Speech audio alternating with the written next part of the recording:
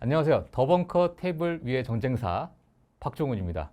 자, 오늘도 전인범 장군님 그리고 김수린 생도님 모시도록 하겠습니다. 반갑습니다. 네. 반갑습니다. 김수린 생도입니다. 네, 일단 지난 시간에 이어서 오늘도 제 1차 세계대전에 대해서 우리가 또 다뤄볼 텐데 저희가 사실 역사의 흐름보다도 오늘은 좀 무기 중심으로 좀 이야기를 좀 해볼까 합니다. 예, 그래서 장군님이 사실 저번에 너무 또 설명을 잘 해주셨는데 오늘은 제 1차 세계대전의 무기에 대해서 다뤄야 할 이유가 있을까요? 1차 세계대전이야말로 사람의 손으로 죽는 사람보다 기계에 의한 손으로 죽는 사람이 더 많아지는 그러한 전쟁의 그 변곡점이에요.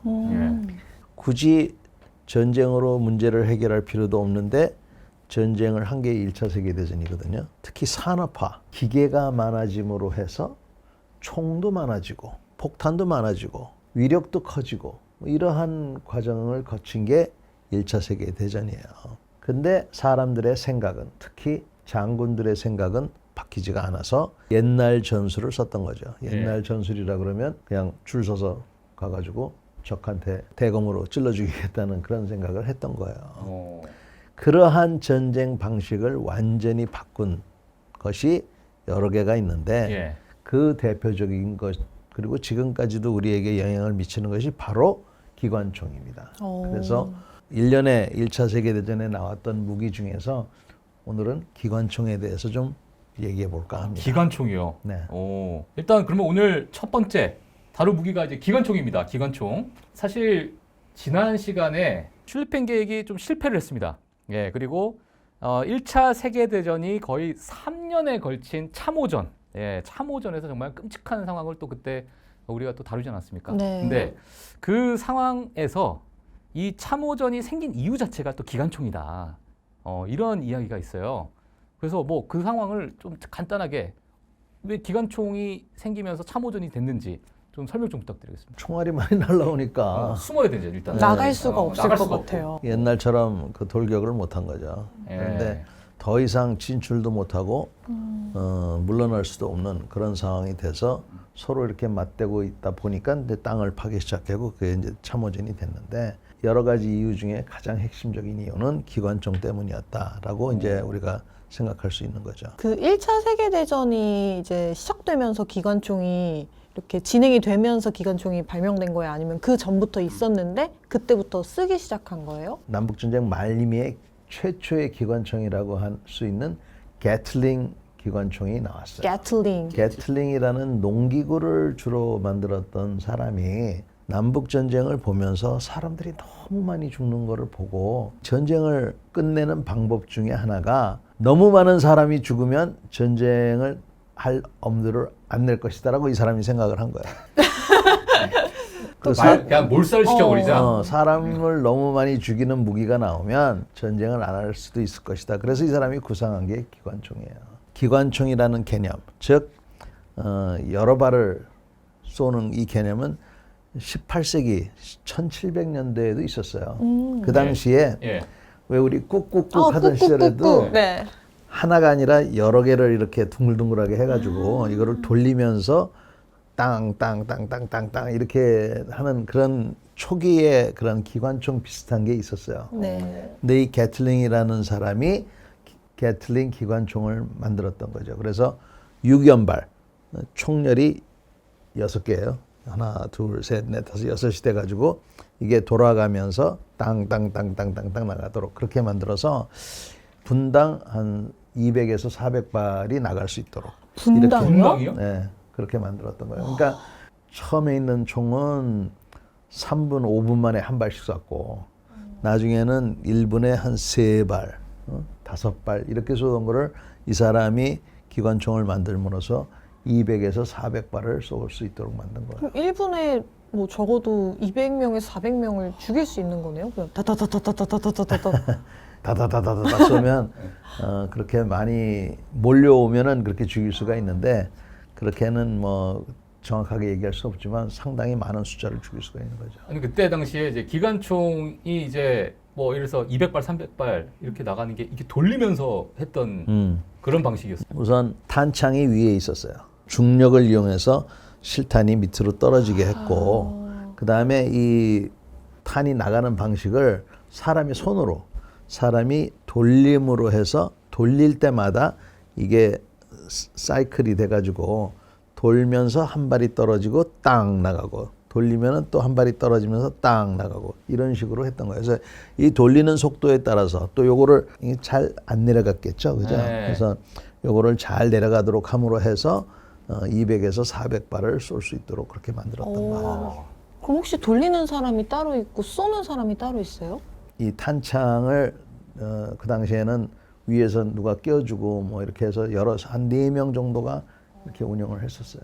그거를 전쟁을 끝내기 위해서 음. 그 총을 만들었다는 거죠. 전쟁이란 존재를 끝내겠다는 목적으로 만들어서 남북 전쟁 말미에 네. 이것이 이제 도입이 됐어요. 미국에서. 그러면 기관총이라는 그 단어를 넣는 것은 만약 연사가 되면은 다 기관총이라고 표현합니까? 그렇게 우리가 통상 쓰죠. 연사가 되면 기관총이다. 그러면 이제 사실 기관총을 이제 앞서서 이제 참호에 대해서 우리가 좀 설명을 좀 드려야 될 것 같은데 기관총이 서로 맞대고 있으면 다 참호에 숨어가지고 그냥 기관총만 계속 쓸 수도 없고요. 그럼 이 상황을 뭔가 돌파를 해야 될 텐데 그 상황에서는 그럼 우리가 어떻게 기관총이 다 대치하고 있는 상황에서는 어떻게 돌파를 할 수가 있을까요? 그 돌파를 어떻게 할 건가 하는 것이 1차 세계대전 동안에 독일군이나 영국이나 프랑스, 러시아군이 고민을 했던 겁니다. 예. 처음에는 그냥 확 몰려가서 뚫어보려고 했고 인해 전술로. 땅굴을 파가지고 어떻게 해보려고 했고 그다음에 화력을 집중해 보려고 했고 가스를 써보려고 했고 근데 다 안 됐잖아요. 네. 그러는 과정에 이제 탱크라는 거를 전차라는 거를 구상을 하게 된 겁니다. 그래서 이제 전차가 나오게 된 것이죠. 그때는 이제 뭐 오물풍선 같은 건 없었잖아요.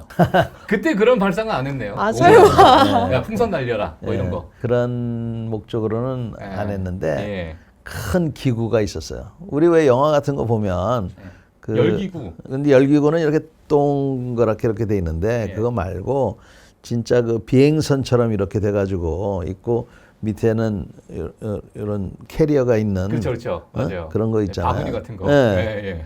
그런 것들을 통해서 주로 관측용으로 썼어요. 그러니까 오. 기구에다가 사람들이 올라가서 유선으로 선으로 이렇게 연결을 해서 포병 사격할 때 예. 사거리를 좀 더 늘리세요, 줄이세요, 좌로 가세요, 우로 가세요 이런 것들을 했죠. 예. 그러다가 이제 비행기가 나타난 거고. 자, 그러면은 일단 뭐 그 전쟁을 이제 끝내려고 하는 여러 전투가 있었습니다. 그때 당시에. 뭐 베르댕 전투와 섬 전투가 있는데 그 전투에 대해서 뭐 간략하게 좀 설명 좀 부탁드리겠습니다. 저같이 이제 전쟁 역사를 공부했던 사람들은 1차 세계전을 통해서 아, 전쟁을 하면 안 되겠구나. 예. 전쟁이라는 게 얼마나 무모하고 필요하지 않다. 이런 거를 이제 느끼는 전쟁이 바로 1차 세계대전이에요.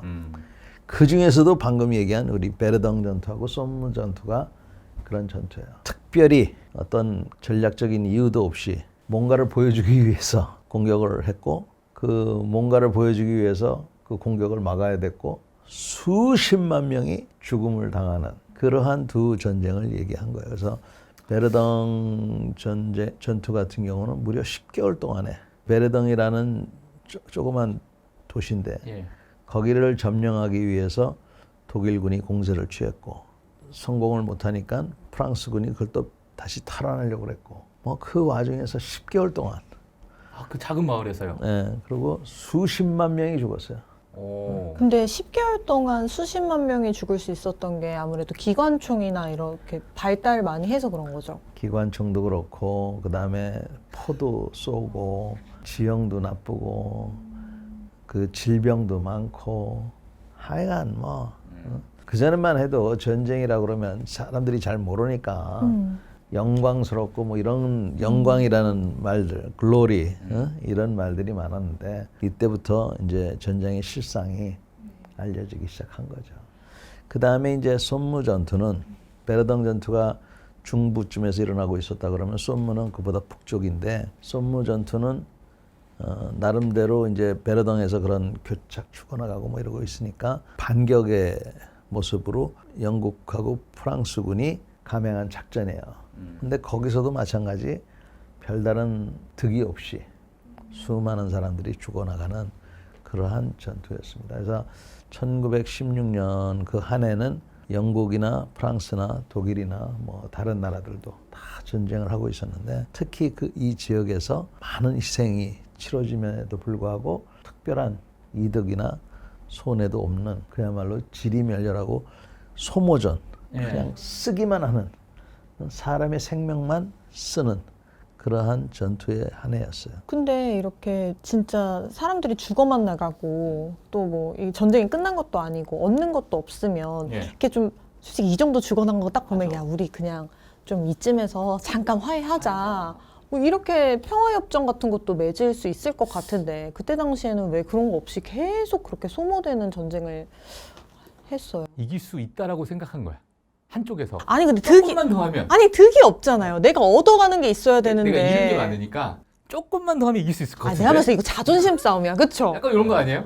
그 에고, 자존심 때문에 그랬고요. 또 한 가지 참 무심한다고밖에 표현할 수가 없는데 전장터에서는 그렇게 죽어나가고 있는데 파리에서는 그런 걸 못 느낀 거죠. 그러니까 전장터에서 전장을 하던 그 군인들의 편지를 보면 독일군이 됐든 프랑스군이 됐든 영국군이 됐든 우리를 전쟁터로 내보낸 정치인들은 지금 어디 있는 거야? 이런 내용들을 쓰고 있어요. 굉장히 무책임하다, 그렇죠? 전쟁하는 사람 따로 있고 네. 구경하는 사람 따로 있고. 그래서 절대로 전쟁을 주장하면 자기도 그 앞에 가 있어야지 뒤에서 주장해서는 안 됩니다. 알겠습니다. 일단 뭐 게틀링으로 시작되는 기관총에 의해서 뭐 여러 이제 전투에서 정말 많은 희생이 좀 있었다. 자, 그러면 그 지금까지의 여러 전쟁사를 통틀어서 봤을 때 이 기관총이라는 것이 등장한 그 의의가 또 있을 것 같아요. 처음에 게틀링이라는 사람은 무시무시한 무기를 만들면 더 이상 전쟁을 하지 않겠지라는 마음으로 이제 이런 걸 만들었는데 그거는커녕 옳다고 나하고 이제 좋은 무기가 나왔다 이렇게 생각했을 것 같은데 사실은 이거를 발명한 미국에서는 그렇게 그닥 많은 인기를 얻지 못했어요. 아주 극소수만 도입이 됐고 그 다음에 심지어는 장교들 중에서 저거 좋은데 해가지고 사달라고 그러니까 국가에서 안 사주니까 자기가 사비 들여서 사는 사람들도 있었어요. 근데 제 생각에는 기관총을 만약에 인류에 처음 나온 거잖아요. 딱 보면 이것만 있으면 마치 지금의 핵처럼 무조건 이길 수 있겠다고 굉장히 반겼을 것 같은데 왜 그렇게 뭐 이렇게 거들떠 남은 거예요? 우선 그 당시 처음에 나왔던 기관총은 무게가 한 80kg 정도 됐어요. 네? 80kg요? 무거웠어요. 무겁고 아까도 얘기했지만 이 탄창이 길쭉했거든요. 그걸 위에서 이제 꽂아가지고 이게 잘 내려올 수 있도록 손으로 이렇게 잘 만져주고 뭐 좀 복잡했어요. 그러니까 귀찮았던 거죠. 눈에 확 들어오질 않았고 그다음에 또 어떤 사람은 야, 그 많은 탄약을 어떻게 보급해 줄 거야? 뭐 이런 것도 했고 그래서 제가 이제 중요하게 생각하는 거는 그 무기의 잠재력을 알아보고 자기 사비를 들여서 산 사람들이 있다는 겁니다. 우리나라에서도 지금 좋은 장비인데도 안 사주니까 군인들이 자기 돈 들여서 사잖아요. 왜 국가에서 인정한 것도 아닌데 왜 사냐고 야단 맞거든요. 그 당시에도 아마 그랬을 텐데 제가 보기에는 그 사람이라는 게 이 움직이는 이 사고가 사고의 발상이 묶여있는 사람들은 항상 묶여있는 거고 그렇게 트여있는 사람들은 기회를 보고 투자를 해서 큰 돈들 벌고 하기 때문에 여기서 그런 시사하는 바가 많습니다. 아무튼 처음에 그 게틀링이라는 그 총은 미국에서는 별로 인기가 없었고 영국군이 오히려 그 잠재력을 보고 저거 괜찮은데 해가지고 남북전쟁이 끝나고 난 다음에 영국이 식민지 전쟁을 하면서 이 게틀링 이런 손으로 움직이는 연발 기관총을 많이 활용을 했어요. 이게 이제 영국에서 사용되고 하는 중에 맥심이라는 사람이 기관총을 만들었어요. 맥심 기관총을. 맥심 기관총. 네. 그건 뭐가 달라요? 자, 처음에 나온 기관총은 손으로 이렇게 돌렸잖아요. 예. 다락 소리도 안 나고 땅땅땅땅땅 왜냐면 이게 돌리니까 그런 식으로 사격을 했는데 이 사람이 만든 기관총은 총알이 땅 하고 나갈 때 그 폭발력 작용이 있으면 반작용이 있잖아요. 네. 빵 하고 나가는 작용에서 오는 반작용의 힘을 이용해서 기계 뭉치가 총알을 빼내고 새로운 총알을 집어넣는 이거를 생각해낸 거예요, 이 사람이. 그래서 기관총을 이렇게 갖고 있으면 한 발을 넣고 나서 땅 하고 땡기면 여기 이제 이 쇠뭉치가 총알을 빵 하고 때리면서 총알은 앞으로 나가고 거기서 나온 힘이 이 뭉치를 뒤로 빼면서 이 탄피를 뒤로 빼서 버리게 하고 다시 앞으로 나가면서 새로운 한 발이 들어가도록 하는 거를 만든 거예요. 엄청난 걸 만들었네요. 그래서 그러면 이걸 안 해도 될 안 수 해도 있도록. 되게. 그러니까 와. 처음에는 사람 손으로 했잖아요. 이 사람은 그런 그 작용 반작용의 원리에 의해서 한 거예요. 그래가지고 한 발이 나가고 거기에 따른 반작용으로 나간 한 발의 탄피가 퇴출되면서 다음 한 발이 들어갈 수 있는 이 작동의 원리를 적용을 시킨 거예요, 이 사람이. 이렇게 하다 보니까 총이 열이 많이 나니까 이 열을 갖다가 어떻게 식힐 거냐 하는 게 굉장히 중요한 문제입니다. 그래서 이 사람은 물로 그 총열이라는 건 긴 부분이거든요. 이 총열에 물을 넣어서 물이 그 총열을 식힐 수 있도록 이렇게 만들었어요. 세 번째는 탄창이 위에서 떨어졌잖아요. 이 사람은 벨트, 혁대같이 긴 줄에다가 한 발 한 발 한 발 꽂아가지고 이것이 옆으로 들어갈 수 들어가도록. 있도록. 컨베이어 벨트처럼. 처럼. 예, 그래서 이게 물려가면서 한 발씩 해서 나갈 수 있도록 한 거예요. 그래서 이게 400에서 600발씩 나가기 시작한 거예요. 그 예전 옛날 영화를 보게 되면 우리가 알고 있는 뭐 람보나 뭐 이런 영화들 있잖아요. 옛날 영화. 그런 영화가 맥심 기관총에 못 되겠네요. 결국에. 이렇게 뭐 이렇게 줄로 이렇게 매고. 맞아. 줄 막 매고 이렇게 막 짜자자자자자자자 더더더더더더더더 네. 이렇게. 처음에 기관총은 아까 제가 80kg에 육박한다고 네, 그랬죠. 네. 지금 얘기한 맥심은 한 60kg 정도 됐어요. 많이 줄였네요. 그래도 20kg면 쌀한가 막. 그래서 이제 그때부터 고민하기 시작한 거는 야, 이거를 어떻게 가볍게 만들 건가. 그래서 람보 아저씨가 썼던 기관총은 대략 12kg, 13kg짜리야. 엄청 많이 가벼워졌네요. 네, 그래서 오. 12kg, 15kg 이렇게 되면 조금 등치가 있는 사람들이 써야 되고 예. 이 기관총은 너무 가벼워도 안 돼요. 만약에 너무 가벼우면 기관총이 지속적인 사격을 하기가 쉽지가 않아. 막 튀어가지고. 어? 그래서 어느 정도의 무게가 있어야 돼요. 그래서 이제 어떻게 가볍게 만들 건가, 어떻게 할 건가 하는 거를 계속 연구를 하는 중에 기관총이 분류가 생기기 시작해요. 중기관총, 아주 무거운 거. 경기관총, 가벼운 기관총. 가벼운 기관총은 대략 20kg 이하의 기관총들이에요. 무게만으로 구분되는 건 아니지만 대략 그렇게 되는 거예요. 처음에는 제가 이렇게 표현할 때도 이런 식으로 표현하잖아요. 총이 무겁고 그러니까 쏠 때 이런 식으로 방아쇠가 이렇게 생겼어요. 이게 점점 바뀌면서 우리가 지금 그냥 보통 총처럼 람보가 쏘는 것 같은 그런 총의 방아쇠로 바뀌기 시작한 거예요. 어떻게 하면 다량의 사격을 할 건가 했는데 여기서 이제 또 나오기 시작하는 것이 우리가 그 영화 같은 데 보면은 람보가 이렇게 쏘는 거 말고 개인이 이렇게 쏘는 거 있죠. 자동으로 나가는 네, 건데 네네네. 기관총은 기관총인데 영어로는 submachinegun이라고 그래요. 기관총은 기관총인데 sub, 아래 기관총이다라는 뜻이에요.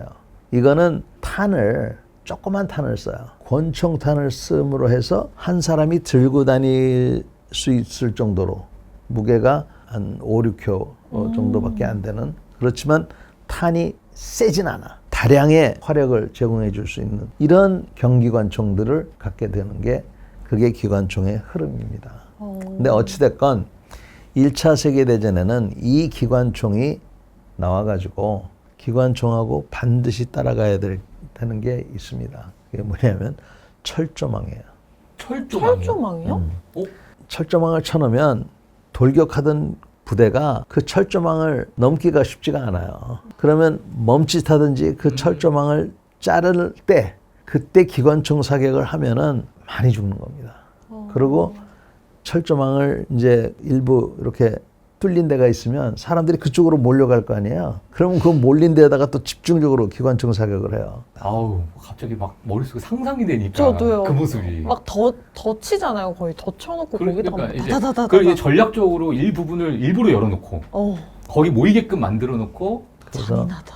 이 기관총을 쏠 때 탄창을 바꿔야 되잖아요. 이 탄창을 얼마나 빨리 바꾸느냐에 따라서 이 기관총의 공백이 생기냐 안 생기느냐가 결정이 되거든요. 그런 요행을 바라고 사람을 갖다 때려 넣는 그런 전술을 썼는데 뭐. 그리고 제가 지금 손짓을 할 때도 보셨어요? 네. 이렇게 하지 않고 이렇게 하죠. 예. 기관총은 교차 사격을 하는 게 하나로 쏘는 게 아니라 두 개가 있으면 두 개가 이렇게 쏘질 않아요. 두 개가 이렇게 쏘도록 가르쳐요, 우리가. 이런 식으로. 그래야 이렇게 하면 소위 말해 마치 그물같이 생기겠죠. 아, 이거 오늘 방송 이어나갈 수 있을지 모르겠습니다. 그러니까요. 어우. 기관총에서 지금 벌써 약간 멘탈이 살짝 나가고 있어서. 알겠습니다. 일단 뭐 이렇게 기관총 자체가 전쟁사에 있어가지고 정말 큰 의미가 있는데 그 게틀링 그분이 잘못했네. 자, 그래서 뭐 이렇게 뭐 전쟁의 판도를 완전히 바꾼 이 기관총의 의의가 있었고 제1차 세계대전을 하게 되면 정말 많은 분들께서 또 알고 있는 유명한 또 무기가 또 나오게 됩니다.